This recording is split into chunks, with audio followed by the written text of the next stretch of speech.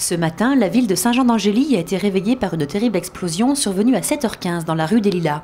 Une maison d'habitation a été intégralement détruite suite à une explosion dont les causes ne sont pas encore connues des experts. Tout le quartier a été impacté et les maisons alentours ont subi de graves dégâts sur les façades et ouvertures. Un plan d'urgence a été mis en place avec les services d'intervention de Gaz de France et les pompiers du département. Ce matin, on a tous entendu une déflagration extrêmement forte, une détonation qui a été vraiment entendue à des kilomètres à la ronde.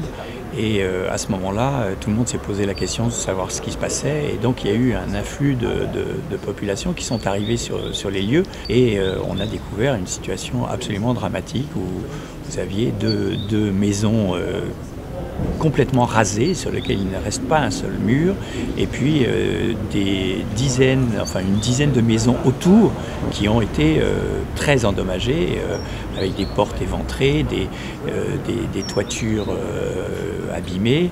Bon, on a organisé les secours, un périmètre de sécurité a été mis en place.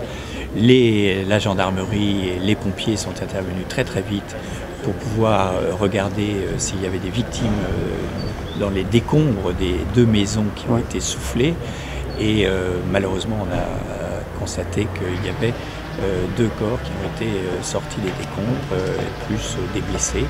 Donc le bilan est assez lourd, puisqu'il y a aujourd'hui deux personnes décédées et plusieurs blessés, dont certains blessés graves. Et puis il y a toutes ces populations pour lesquelles qui ne pouvaient pas rester chez eux. Naturellement, l'électricité, le gaz a été coupé.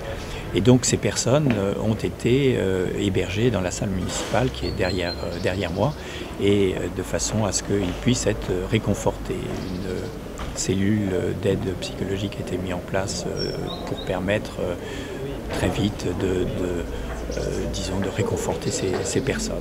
Maintenant, le problème est simple, il faut trouver des aides pour les logements d'urgence, de façon à ce que personne ne reste évidemment sans logement ce soir.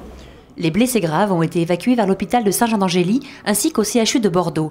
Les agents de la gendarmerie ainsi que différents experts sont déjà à pied d'œuvre pour sécuriser le quartier et comprendre ce qui a pu provoquer de telles explosions. La priorité des différents services intervenant sur la zone étant de remettre des tuiles sur les maisons sinistrées afin de protéger au maximum les alentours de la catastrophe.